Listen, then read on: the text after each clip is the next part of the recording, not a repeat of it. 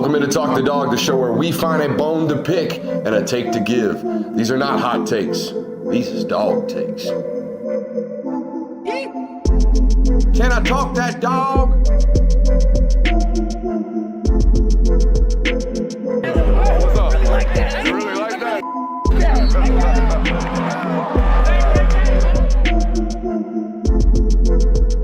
Let's shut up and grind some tape. What is up, ladies and gentlemen? Happy Thursday to you. We got a saying around here, last show, best show. It is the last show of the week here on the network, and we're glad to be here with you. It's been a great week of content here on the channel, and it is the start of professional football today. So we're going to stop everything right now off the rip, give you a prize picks, lock of the day. This one comes straight for our boy JC. I've been telling y'all on the channel, our boy JC is lights out right now. He's unconscious over on Prize Picks. He cannot miss. And if you feel so lucky, maybe you won't be able to miss if you sign up today using promo code Brooks right off the rip with a promo read for you guys.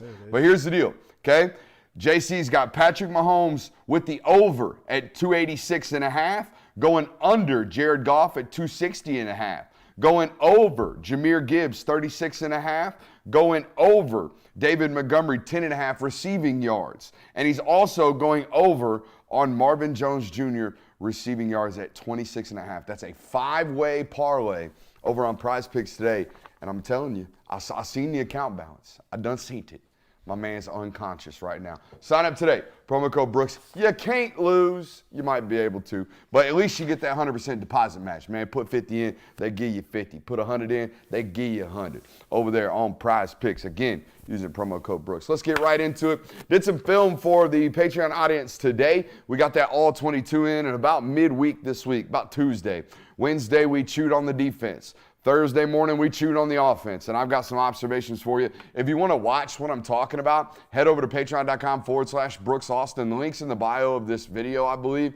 You'll be able to watch what we're talking about, but I'm going to give you kind of the cliff notes. Thought there were a lot of yards left on the field on Saturday. We talked about the coordinating, and some people thought it was vanilla, and it was. There wasn't exactly, redefining of the playbook going on Saturday, but there were definitely some yards left on the field, right? It wasn't just Carson missing Dom on the slant on third down, right? That one's well known and well talked about. Everyone's already discussed that one. That's not what we're here for. The layman can see that, right? But when you get the all 22 and you get to see literally all 22 football players on the field, you get to see what's actually going to be open if you just give it time, or if you have faith in the concept, or if you just, hold the ball just a slight bit longer, the picture might become clearer. And I think this is something we may see develop in Carson's game where, hey, it's 3rd and 8.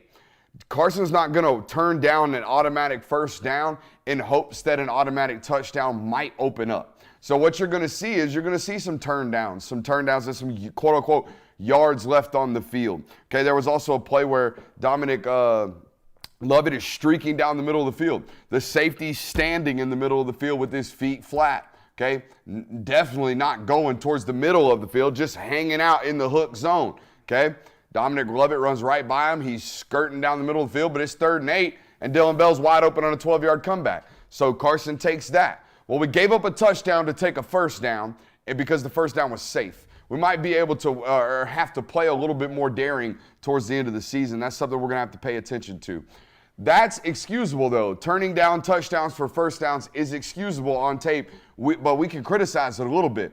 What's inexcusable is when the entire sideline knows that a double move has been called, the entire sideline sees the double move flat out cook a corner for a touchdown, a 90-yard touchdown, and we just don't throw it. That's what happened with Brock Vandagriff on the hold on I think it was 2nd and 10. He had a really long scramble, got called back for a hold, then they came back on 3rd and long and ran the quarterback draw, right? Those types of things, we can't turn down plays like that. We can't turn down 90-yard touchdowns that we know are touchdowns, okay? So with that being said, we created a new stat this morning while watching film, and it's a new metric we call yards left on field. How does this work? Okay, with the metric of yards left on field, you have to assume every single ball that we are talking about, every single opportunity turned down that was clearly the right read that you just passed up for lack of safety or lack of comfort, or you saw a ghost, whatever it is, the yards left on field, we will assume every single ball is caught.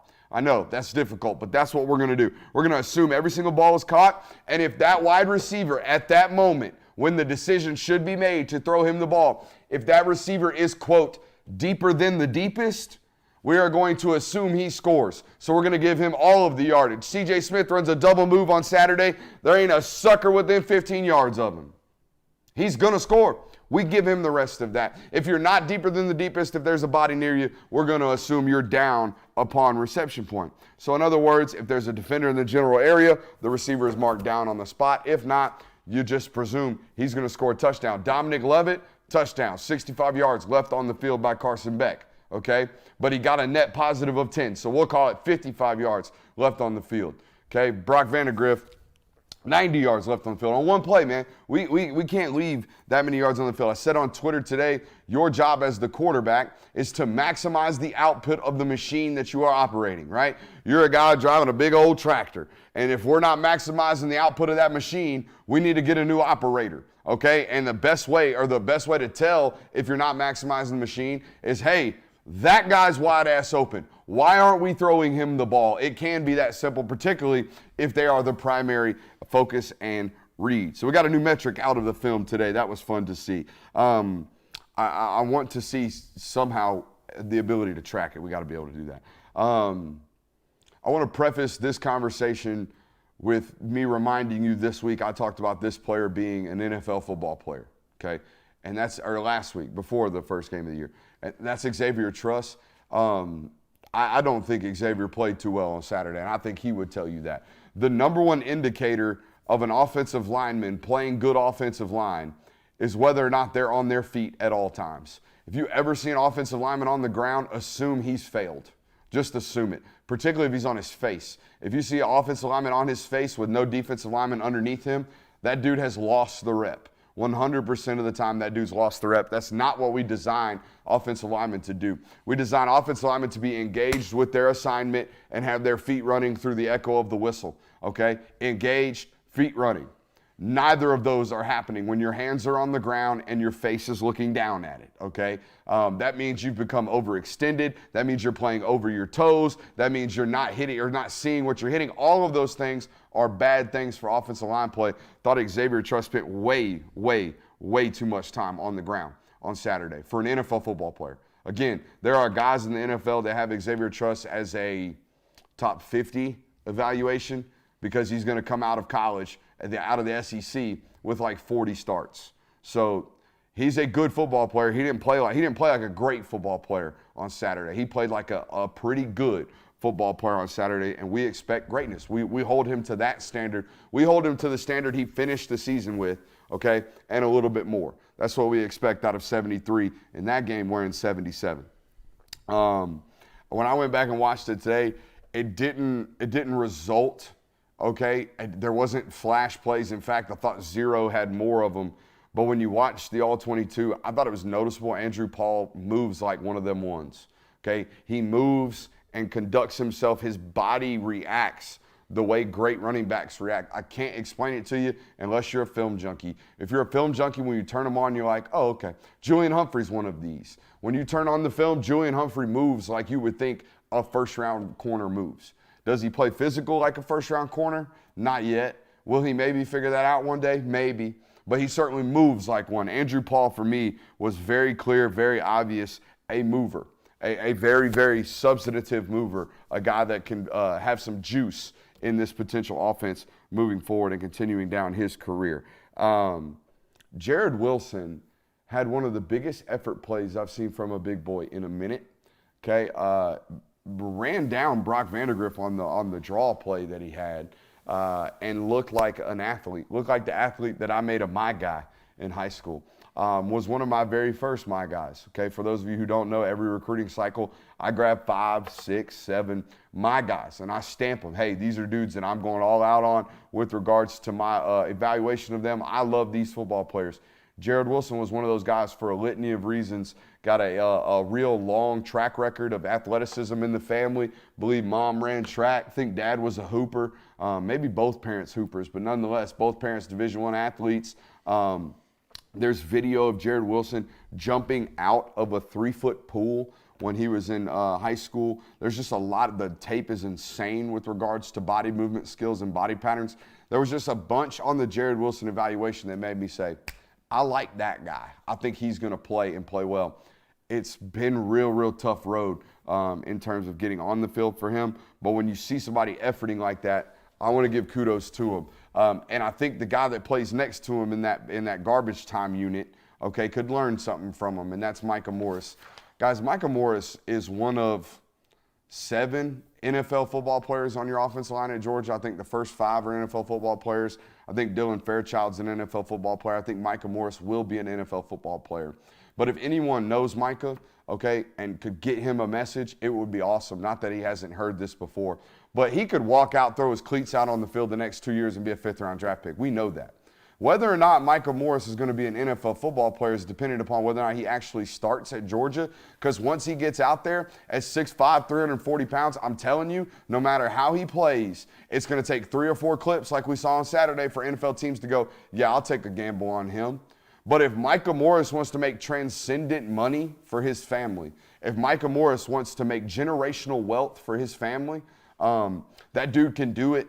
That dude is as immensely talented as anybody in that room. It's just a matter of consistency. There will be one play where he looks like a top 32 evaluation. There will be another play where I would imagine Kirby Smart is sick of even having to play him sometimes. It's not that bad, but it can be that bad.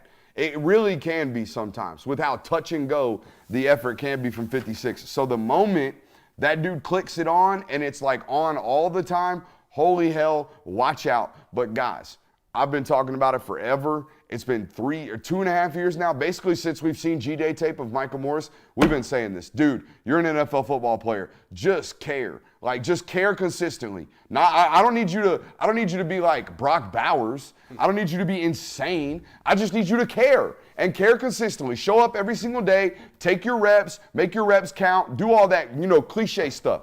I don't need you to be a psycho. I just need you to be a little bit of a competitive maniac with regards to your work ethic. That's it. Because the moment you do that, I'm telling you, y'all think Quentin Nelson's a good offensive guard. This dude has everything God ever intended for offensive guards to look like and possess. He has thunder in his hands. He has lightning in his feet. Okay? He is everything God intended offensive guards to be, except for the fact that he is inconsistent, and that is a problem. Welcome into tonight's show. We got a loaded one for you, as always. We're going to talk about why Saturday is the first and only real test at the beginning of the season for UGA fans. We're going to give you a concept of the day, I believe. Yeah, we're going to give you a concept of the day in this hour, and we will talk about the dogs who will have the best years in the NFL this year. We're going to keep it limited to the rookie scales, okay? Even though if we've got some hot takes we want to take out on some Georgia guys, feel free to do so. I know we had some discussions on that before the show. If y'all want to make a stance on some hot dogs in the league, feel free to do so. We'll also be doing some buy, sell, and hold for you guys today as well. Already gave the shout out to the folks at Prize Picks. Man, we love them. We also love you guys for being here with us. I know you had options. You always do. You always have options, okay? And you choose to come here. And by the way, we've been challenging you over and over again with the like button over here on Talk the Dog. Y'all been showing up in droves on that one as well. I appreciate that y'all are rewarding our hard work because it has been hard work, boys. I know this is y'all's first season kind of grinding it out on the writing scale and the video content scale while also maintaining your schoolwork. Just a brief 30-second, how are we holding up? Doing all right. We're doing all right? Yeah, school's ramping up a little bit, but, man, hanging in there. It's I like to check on my guys, man. I want to check on them, man. I want to make sure. You all right, Kirby? I'm still here, man. You got that Kansas City game up over there? Yeah, it's right there. But how many parlays you got put on that sucker? None. None? No, dude, I just love football. You off the sauce? Kirby last week would have disagreed with that. Oh, my goodness. Love what? I said that Kirby last week would have disagreed with you saying, oh, I just love football. You were pretty heavy deep into some bets last week. I was, but this week I'm like, you know what? I mean, yesterday or last week about 8:45, My boy Kirby was about to give John Rice Plumlee them paws, bro. Dude, he was cooking though. You was finna give him them hands, but he was giving your gambling bets them hands all up and down the field. Man's had the under on John Rice Plumlee touchdowns. I think he broke it in the second quarter. midway through the second. Midway Yeah, through it the was second, ugly. he had busted. It was down, ugly. So. Yeah, Prize Picks be getting you, dog. Watch out. Prize Picks, promo code Brooks. Hey, but you be getting them too, especially if you took that lock that we had earlier in the show. If you haven't watched that, spin it back. Go You watch got it. about 10 minutes to take it, but because that game's about to start. That game still ain't started? No, not yet. Gotta love NBC. Is it on NBC tonight? Well, Who they on? it's an 8:20 kick, so they Oh, still got 5 that minutes. checks out. Not 8 a.m. So we gave you the film observations. We do have a loaded show for you guys. Make sure you're hitting that thumbs up button, like, subscribing, rating, reviewing, all that good stuff. If you missed any portion of tonight's broadcast, we are readily available. However, wherever you get your podcast, we will also be heading down to Moultrie, Georgia tomorrow. If you are in the southeast sector of the state of Georgia and you are not going to Colquitt County versus Lee County, you should, okay? Every single recruiting analyst that I know of is headed down there. If coaches were able to get out on the trail, they'd be out there. It's going to be broadcast on statewide television as well. I'll be doing Friday Nights Mike. There's plenty of reasons to be in Moultrie on Saturday or Friday night. You should be there as well. We'll be doing Friday Nights Mike. If you see your boy, make sure you say what's up. And yeah, all that good stuff. So make sure you're at least showing up on the Friday Night Mike's episode. Jacob works really, really hard on those. We enjoy doing those. I think there's some of the better content that we do, original content that we do. So if nothing else, I know the 30-minute episodes, if nothing else, show up, hit the thumbs up button, and leave a comment, okay? I know I'm asking you to rig the system and the algorithm, but hey, if you're not cheating, you ain't trying. So let's make sure we're doing that over there. Hey, Saturday is like the first real test. I know we were kind of being jokesters last week about, hey, show up and cheer against UT Martin like you would against Ole Miss or like you would against Tennessee. And we kind of goofed you and spoofed you and made you show up or asked you to show up and be loud. This week, nah, it's for real, okay? It's for real. It's a noon kick against Ball State. Don't nobody want to show up and be elite, but you're going to have to, and here's why. What happens if Ole Miss is a noon kick? What happens if Kentucky is a noon kick? Okay, what happens if one of these real games, no offense to Ball State, what happens if one of these real games down the road, towards the middle of the year, towards the end of the year, one that's like for real, we got to get up. Maybe we got a key injury, okay? As a fan base, we got to go. And you ain't got no practice reps at it. You haven't practiced what it feels like to be in that moment where you're taking fireball shots at 9:30 because the game starts at noon. You feel me? All right, so we got to be able to get that liquor process dialed in and tuned up before we get ready to go into a fight. You know what I'm saying? You can't go into a boxing match without sparring. And I need you to spar this weekend, okay? I need you to show up. I need you to grill out. I need you to drink it down. And I need you to go into that nooner ready to rip and roar, all right? Because when it happens against Kentucky, when it happens against Ole Miss, you're going to need it. And you're going to be reaching down deep, and you ain't going to find it. You know why? Because it ain't there. Because you didn't practice. You didn't prepare. Okay, you prepared to fail. That's what you did because you failed to prepare. You feel me? All right, so here's the other thing. Don't even know where I was going with that. Total goof. Boys, nooner. What do you think? Be a dog. Oh, That's here's what we what I need. was going to say. You might be sitting in the comments thinking, ain't no way Ole Miss is a noon kick. Ain't no way Kentucky's a noon kick. Those are good football games. Have you heard of Big Noon Kickoff? Okay, because Big Noon Kickoff doing this thing to college football television programming that probably ain't been done in, I don't know, a decade. College football programming's always been this. Snoozers at noon, 3:30 warm up, 6:30 8:30 banger, right? That's been the college football slate forever.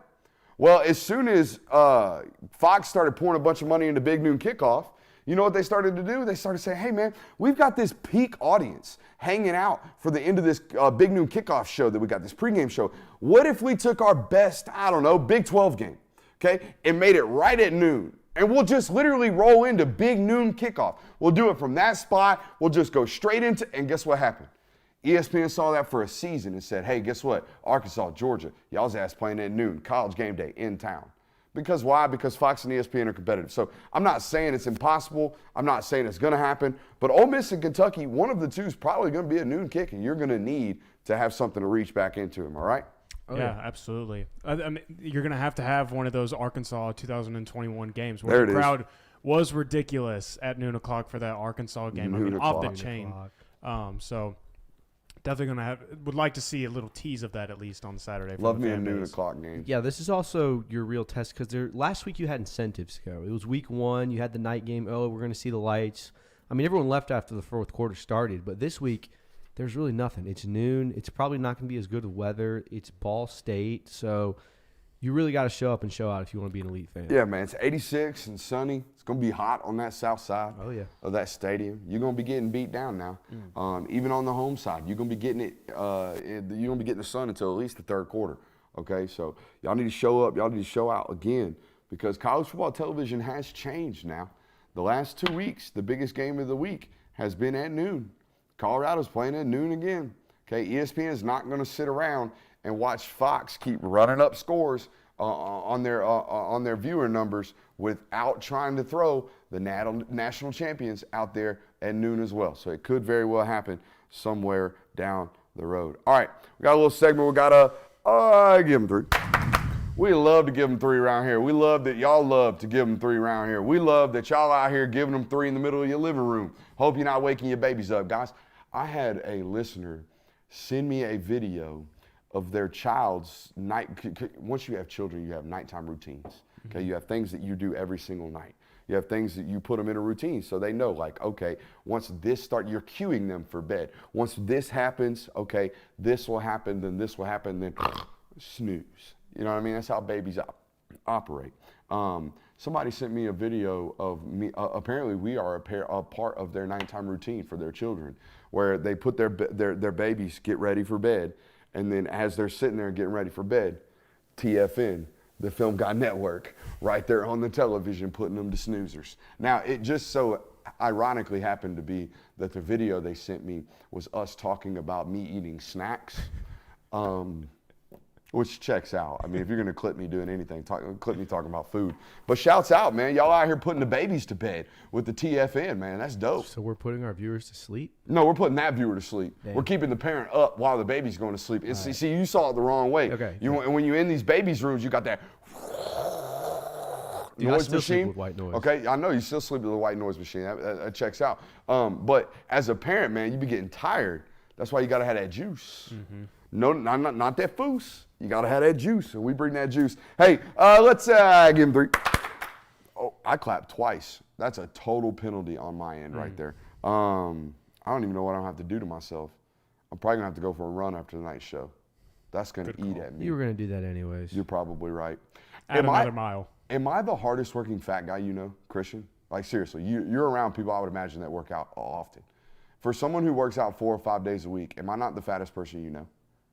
Bro, don't ask me that question. I mean, dead ass. What it's the okay. Hell? No, I'm dead answering ass. that. I don't know what I'm doing wrong. You work very hard. I'll say that. What about? Is it the diet? Because I don't eat that much either. We can talk about this later after the show. Yeah, I be out here putting it in, man. I be here pounding the pavement. Can't figure it out. So maybe it is the diet, but I don't think the diet's that bad, to be 100% honest with you. Maybe I need to go have one of them blood data samples. You know, where they pull your blood and they're like, you short on iron, you short on zinc. Here's some magic pills. Or get on them Charles Barkley pills that just make you super skinny. Ozempic? Shout out Ozempic? There it is. Apparently it's a rich people drug for fat folk, which checks out, you know? We're checking some boxes here for profiling. Let's try to give them 3. 3 things you want to see in Saturday's game. I'm going to go ahead and start off. Number 1, I think this is the one that everybody wants to see. You want to see rhythm, and you want to see a rhythmic start, okay? You want to see an offense come out and put up some points relatively easily and relatively quickly. I don't need them to come out, like I said earlier, and reinvent the playbook. It is Ball State. But I at least want the operation to look smooth, okay? I want it to look like it's got some uniformity to it, okay? One of the things that I always heralded Mike Bobo for was his script building. I think his first 10 to 15 plays normally is exceptional play calling. It's almost borderline wizardry at his other schools, okay? Maybe you don't want to do that to start the football game or start the football season at the University of Georgia, but maybe we do that this week to make sure we provide some confidence going into a South Carolina matchup with regards to starting fast. Okay, we can talk as coaches all the time about the need to start fast. We need to start fast. We need to start fast. And then we go out there and we run standard zone plays, or we go out there and we run mirrored concepts, or we go out there and we run day one install, and then our offense stalls out and we don't start fast, and then we're like, damn it, why didn't we start fast? Well, you called the game like a spring game. That's probably why we didn't start fast. So let's call the game with a little bit more juice. Again, don't come out here reinventing the wheel. Honestly, when I turned the tape on and saw that y'all missed a double move inside your own 5, it kind of ticked me off. Not only because you missed it, because you even put it on tape. Don't do it. You're up 38-0. Why are y'all out there running double moves? Why? It makes no sense. Okay, particularly when you're backed up in your own end. Why? So you can have that ball be completed and then your fan base is really shitting a brick about Brock Vandagriff? I mean, my God, could you imagine? Imagine right now, boys, imagine. Brock Vandagriff throws a 90-yard touchdown because they actually call a double move for him, and he hits it. It's wide-ass open, and now what are we doing? We're sitting here, we're definitely talking about whether or not there should be a quarterback battle, right? Georgia Twitter is insane. Georgia Twitter is going nuts. It's unbearable. They've lost their mind already. They lost their mind over the 50-yard throw to Ra Thomas. So a 90-yard touchdown? Yes. Yeah, that's times 10. Yeah. And guess what? It was right there. It was right there on tape, and it should have been completed, and they finally called it for him. Nay, a double move one called for Carson Beck, not to do the favoritism thing. It wasn't even about that. It was about the fact that they actually finally called a big-time play, okay? And the quarterback just completely oversight, completely turned it down, completely left yards on the field. But again, had he completed that ball, oh my God. Y'all are absolutely going nuts right now talking about him needing to be the starter. But even though he missed it, it's not in the inverse. You noticed that, right? Mm-hmm. No one really cares the fact that he missed a 90-yard touchdown with regards to the discussion of Carson Beck and Brock Vandagriff. No, every single time that you're told the best player is starting, you will continue to defy it, even though people like me can bring you that tape. Okay, we can put it right in front of your face. We did this morning, patreon.com/Brooks Austin. So come out, start with some type of rhythm. I want to see the defense create a turnover or 3. Okay, create some havoc, create some shit. All right, make some dumb plays happen from the offense's perspective. I didn't see enough panic. Like when you turn on Georgia tape, particularly against inferior opponents, you see sheer pissing down your leg panic from the opposition. I didn't quite see that on Saturday. I want to see that this Sunday when I turn that tape on, okay? So let's create some turnovers, or like I said, 3. And I want to see this game get absolutely out of hand to the point to where Gunnar Stockton actually gets to run offense. He got in there last week, and got, two series, I believe it was. Most of it was him handing the ball off. A few times he got to extend the play and run around and do some things with his legs. But that was I don't have a credential where I'm on the field the whole game. I'm on the field pregame, in the box during the game, on the field the last 5 minutes of the game. That's what my credential looks like. So the last 5 minutes, last 8 minutes really, I'm working my way down from the box to the field. As soon as the 5-minute mark hits, I'm on the field. And the first thing I noticed when I walked up Saturday onto the field is like, oh wow, 14 fits. Like he fits in physically. Mm-hmm. 12 does, 15 does. When you see Gunnar Stockton walk around in street clothes, guys, he's not some Adonis. All right, he's not some. You guys go to class with him. I would assume you see him on campus. I've seen him down. Never mind. Not a monstrous dude. Not a monstrous dude. Okay. So nonetheless, not a huge dude. And to see him in pads and running around and being like, oh, no, it's fine. He doesn't have problems seeing over the offensive line, or he doesn't look like he doesn't belong or anything like that. Like players like Kyler Murray had to really fight that. Even players like Baker Mayfield had to fight that. Not saying he's that size. He's an inch taller than Baker. He's 5 inches taller than Kyler. But that's kind of the mold. I think he very much so is a Baker Mayfield. I think he very much so is a Ryan Fitzpatrick, okay? Those types of, for lack of a better term, gritty football players, those how did that guy make that play with his athleticism, it doesn't make sense type of football players, that's what they are. That's what he is. That's what he will be when he gets out there and starts running offense. I'd like to see that. a little bit more. Hey, give him 3. Who wants to go first? I'll go first. That boy. I want to see someone not named Michael Williams just eat on Saturday from the defensive line. I want to see Zion Logue, Nazir Stackhouse, maybe even one of the young guys like Jordan Hall, Kristen Miller, one of those guys just eat it up on Saturday. I want to see some flash plays from them. Another defensive thing that I want to see on Saturday, I want to see one of those cornerbacks opposite of Kamari Lassiter just come out there and just say, job is mine today. Need it. I want to see an alpha out there. I want to see someone just come out there and snatch that job. Hey, and listen right now, understand something. There's a dude, an absolute dude coming into that room next year, okay? Our guy from IMG Academy. Oh, Ellis Robinson? Ellis Robinson, all right? First-round draft pick, going to be one. Might be, like, somebody asked me the other day, has Georgia signed a corner that's been this clean? Maybe Tyson Campbell. Tyson Campbell had a lot of 5-star reviews on him and a lot of hype coming in to college. This is better, right? I think in that Tyson Campbell class, he was in there with Patrick Surtain, who was the number 1 corner in that class. This is Pat Surtain. This is all of the bona fide number 1 corners you've ever seen. So Kamari, we presume, is going to go to the league next year, or after this year, maybe. Who knows? But if he has a good season, probably going to the league. The rest of those guys are going to have to battle dude in Ellis Robinson, who's something else. Yeah, so I want to see someone come out there and play like they had the intention of winning that job against Ball State. And the last one, I want to see some juice coming out of the running back room, maybe break open an explosive play, just get some life going in that room. I think that's something that they need right now. So I don't care who it is, but somebody just break open a big play, get some life flowing through. Show me some cash money, Jones. What else you got? That's 3. That's all 3. Yeah, give them 3. What do you got? All right, so the first one I had is I want to see the quarterbacks actually let it rip. I know the offensive play calling was I know it was vanilla, but there were also a lot of plays where you had opportunities to throw deep or take a shot, and you took the check down, the easy open route, which isn't bad. That's fine. It's fun, but I want to see what your deep ball looks like. No yards left on field. Exactly. I think that's kind of what Stetson Bennett was really good at, because halfway through his career, he was just like, F it, and just started throwing caution to the wind, and it worked out for him well because he's got good receivers, and he was throwing them open.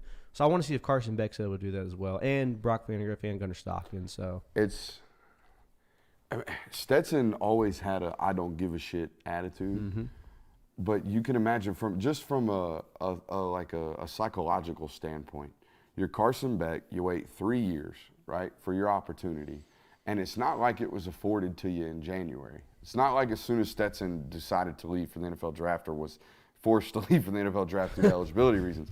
But it's not like from the moment that happened, you were crowned the next quarterback and full momentum was given behind you. No, you spent the next 8 months trying to prove to everybody that the job was yours. So you would imagine from just a mental standpoint, there is probably some hesitancy to put the ball at risk, right? Yeah. Because you don't know how long your leash is. That's why I would imagine Kirby's done this, but if you're Kirby, the best thing you can do for Carson Beck is to tell him to go out there and play free. Matter of fact, tell him if you don't make mistakes with the football today, you didn't do your job. I'll never forget, Phil Simms told a story about Bill Parcells. When Bill Parcells, the head coach of the New York Giants, Phil Simms, the quarterback at the time. And he walked in, as they were walking onto the field, Bill Parcells looks at him and says, if you don't throw a pick today, you're not starting next week.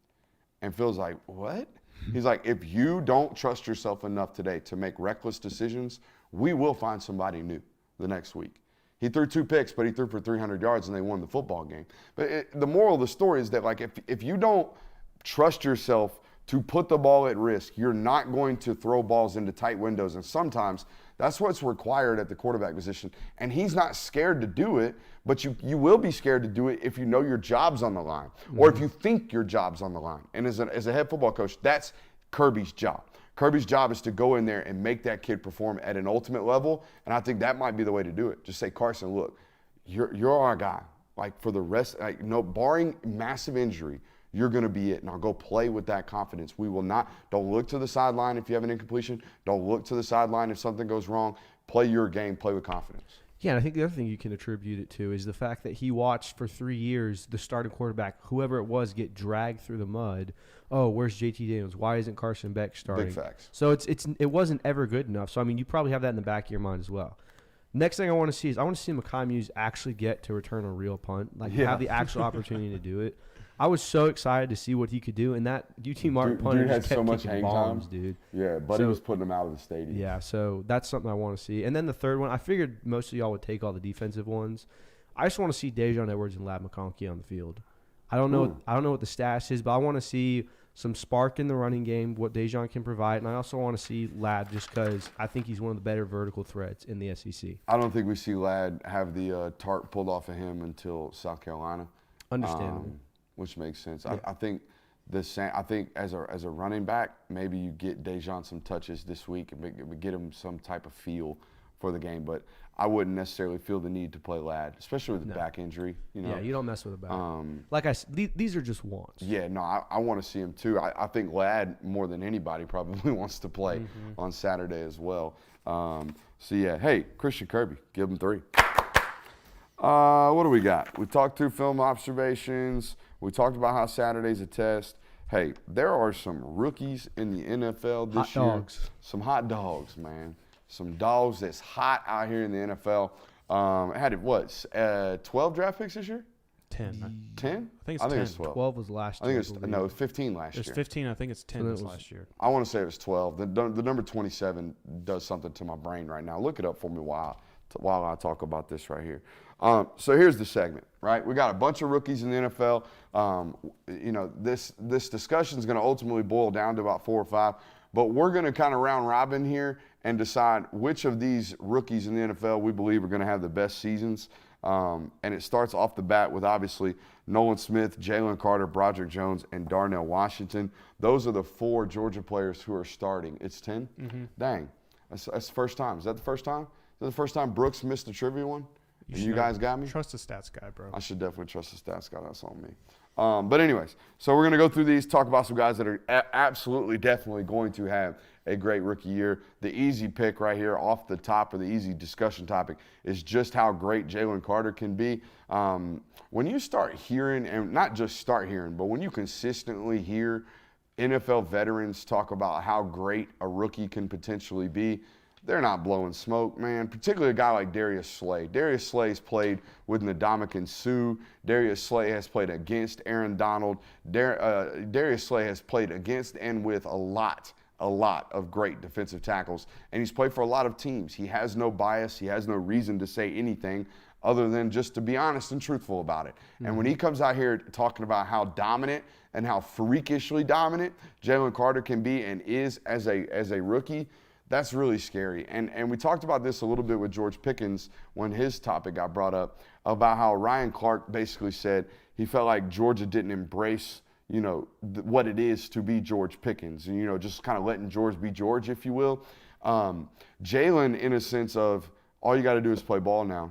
You don't got to go to class. You don't got to go to weights. You don't got to go to study hall. You don't have to show up at a certain time to go through meetings. You don't have to, well, you might have to for meetings and film study and stuff, but you get what I'm saying. Your life's not so segmented and structured to where you feel like you have no sense of, life outside of football or freedom, which ultimately makes you kind of act up in your day-to-day operations in football.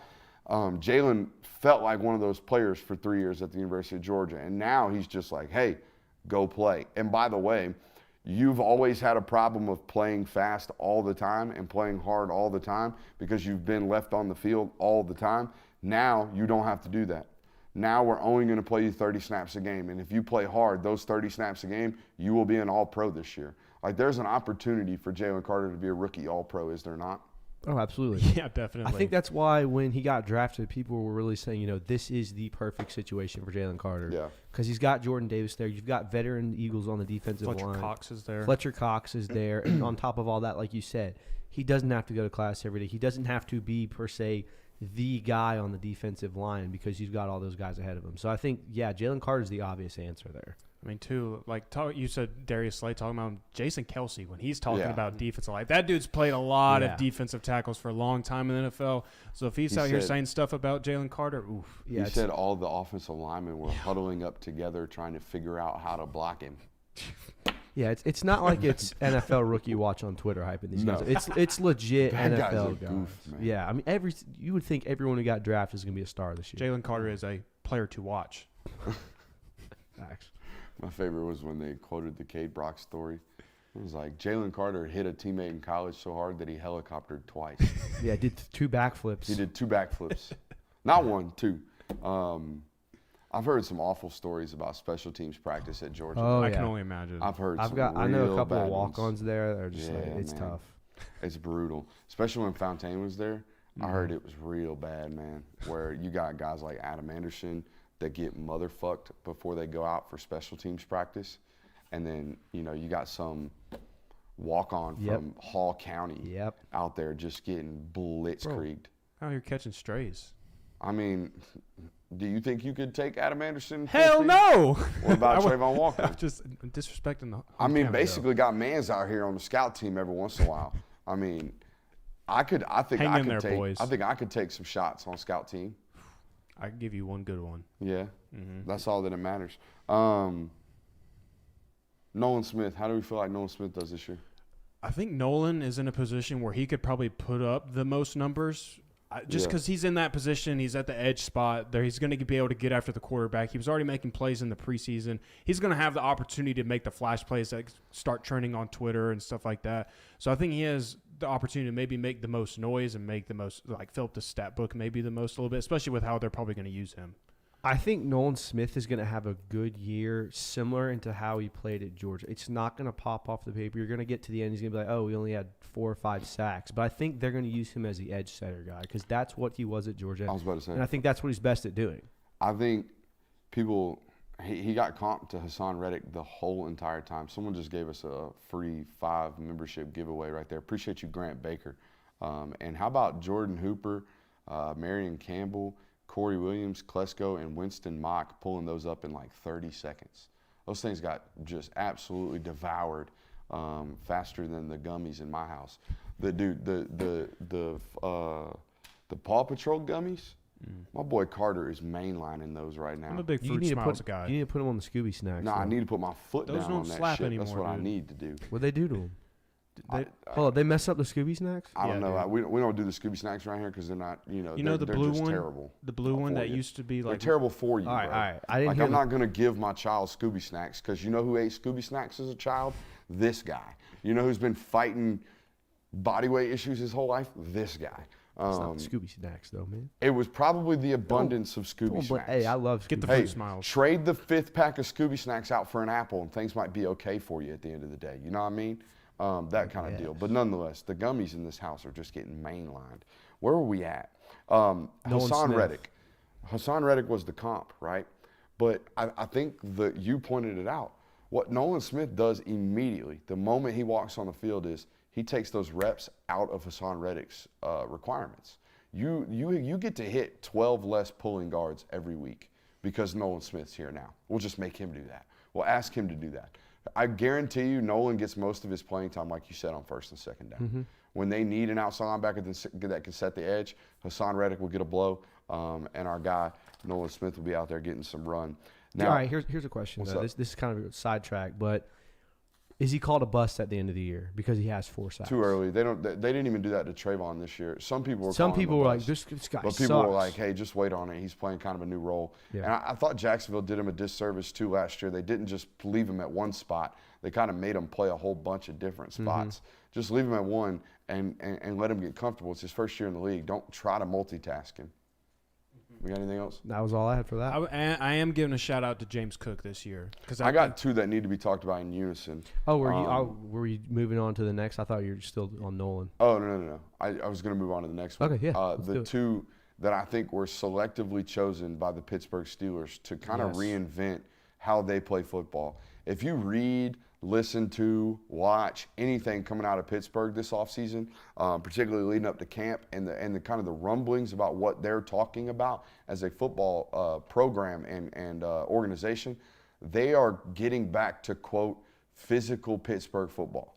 Okay, and part of that is, or part of the ability to do that is because of what they did with their first 3 picks. Okay, took Broderick Jones with their first pick, took the corner out of Penn State, Joey Porter's son, with the 2nd pick, and then took Darnell Washington with their 3rd pick, okay? Those 2 picks out of Georgia, Broderick Jones and Darnell Washington, they will revamp how they play offense. They are going to be a run George Pickens football team. I promise you right now, that is everything that's come out of that unit and out of that building. So drafting these two guys from the University of Georgia were important. And we did an article about this on SI and Dogs Daily. Did you know what Darnell Washington's prestige plate was at the University of Georgia? I don't even know what a prestige plate is. It's the plate. That's you know what? That's the least douchey thing that's ever come out of your mouth. You don't know what a prestige tag is? You strike me as someone who would have Danger Ranger on the back of your Danger Ranger. No, what the hell are you talking? A prestige tag is the one that you can customize, that you can put on whatever on your car. Okay, that's what a prestige tag is. Okay. I figured you would definitely know that because I thought you would have, like, I'm douchey. I know I am. I've thought about prestige tags. I want to put the film guy on mine because, you know, I'm a D-bag. But anyways, what Darnell Washington, part of the reason they drafted him was because he embraced the blocking role. And the way that they knew this was because when they went to Georgia and watched him during his pro day, they obviously talked to him during the building, but then had people watch him and was like watching him as he was leaving the building. He gets into his Dodge Challenger and the prestige tag says 6th OL. He's the 6th offensive lineman. I think it says 6th UGA OL. And he had embraced the role of being this blocking tight end and being this guy that was going to be a physical dominator at the line of scrimmage. And guess what? It was part of the reason, one of the main reasons why they drafted him. Isn't that cool? That is a cool story. I like stuff like that. I do That's too. dope, man. We got anything else? We got buy, sell, hold. What y'all got for me on buy, sell, hold? All right, you want us to go just hit that now? Yeah, because I don't think, like any of the other guys, I know like Kenny Mack has got an opportunity to get some burn here. Robert Beals made the 53-man roster. Chris Smith made the 53-man roster. Yeah, There's a bunch of guys that made the 53, but there's not a lot in the 2D. Yeah, I don't know how many rookies are going to be major contributors this year. Yeah. Except for those four we talked about. Those four, they're playing. Yep. All right, so buy, sell, hold. Brock Bowers has a rushing touchdown over 25 yards This weekend. You're really harping on this, huh? Dude, it's going to happen. He lined up in the backfield last time. All right, so here's what's going to have to happen, right? He's going to have to break an extremely long one. Yeah. So I think it's just as likely that he has a 50-yard touchdown run as he does a 25-yard touchdown run. Okay. Because he's not like a green zone option as a ball carrier. He's a, like, let's get the what do you call it, possession started with a little jet sweep, right? The one he scored against Kent State, first play of the possession, right? Last week, the one he got, first play of the possession. It's like ball at the 35. We're trying to get an easy first down, get the ball rolling type of play call, and it's a ball inside the 10 play call all the time. So he's either a 10-yard touchdown run or a 55-yard touchdown run. I'm going to sell the idea that he's going to have a 60, 65-yard touchdown run on Saturday just because I don't think they have the perimeter blocking yet to do that. Well, the number was 25. Yeah, that's what I'm telling you. It's either going to be a 10-yard touchdown run or a 50-yard touchdown run. There's no in between. So you're They're not 25. giving Brock Bowers a jet sweep at the 25-yard line. Gotcha. They're not. Georgia pitches its first shutout of the season. I'm going to buy that. Ball State, though they gave Kentucky kind of some fits early in the football game, it was via special teams and defense. It was not offense. So if you're struggling to put up points against a Kentucky football team, I'm going to say you're probably going to really, really struggle against this Georgia football team, who, by the way, probably a little pissed off. Don't know why, but they're always pissed off defensively. So I'm going to sell that. Yeah. Or buy that, the shutout. Brock Vandegrift takes over as quarterback at the start of the second half. So that would, no, I'm going to sell that. I don't think it's ever happened. I think the starters at the University of Georgia under Kirby's always got the first series in the third quarter. Yeah. Always. Because the only time I can think Always. of when it happened would be 2021 Vanderbilt. Or 2021 UAB. Yeah. But even then, they got the first series in the third quarter. Okay, so then I'm going to sell that, even though it is a possibility, right? But I think that requires like an Oklahoma-type first half where you're up 49-0. Well, the only caveat to it would be that you have three quarterbacks that you want to try to work in this season as opposed to where in the past it's only been two. I mean, I think they want to get Gunnar Stockton some real touches. So that might be why they get a – You know what? I'll buy it. I'll buy it because I want to see it. I said I wanted to see it. I want to see Gunnar get to run the offense. By the way, there's a total discussion going on right now whether or not Moultrie is Southeast Georgia or whether it's Southwest Georgia. It's dead South Georgia. It's middle Georgia, dead South. Georgia people do not play around with geography. No, they don't. I learned that the very hard way. Wrong channel to be up in here penny pinching about geography because me know football, me not know geography. You know what I mean? Yeah. I feel that. But anyways, we're going to South Georgia tomorrow, okay? And dude, I'm gonna be on like 4 hours of sleep. If you see me on Saturday, show me some love. Y'all want to do some man on the street Saturday night? Saturday afternoon? Y'all gonna be available? I'll be there. Y'all gonna be available? Check back with me. Check back with you. I need one guy to hold a camera. That's all I need. Yeah. Hey, if you're in Athens this weekend and you want to get on a famous YouTube channel called the Film Guy Network, we're going to be walking around with a camera. We'll see you there. Hey, we got NBR coming up in a matter of 5 minutes. You got more buy, sell, hold? I got a couple more buy, Okay, sell, come hold. on. All right. This is like a multi one. So these 3 receivers will have touchdown receptions. It's just individual. So buy or sell each one. Okay. Ra Thomas, Buy. Arian Smith, Sell. Dylan Bell. Hold. Ooh. See Just what I way did to there? live up to the segment. Just went right down the segment line. I got 2 more. Well, I got 1 more. You already answered one of them. Georgia will force at least 2 turnovers in Saturday's game. I'm buying it. I think, sometimes turnovers can be hard to create for Georgia because teams, especially inferior teams, get the ball out so quickly. But no, I think there's a tipped pass and an interception. I think there's also a fumble and a recovery on that. Hey, for Brooks Austin from Film Guy Network, we've got a loaded show coming up. We're going to take our shots at the NCAA. We're going to laugh at some other stuff going on. We're going to do a concept of the day. Deion Sanders just keeps winning and winning and winning. We're going to tell you which teams absolutely have to win on Saturday. Do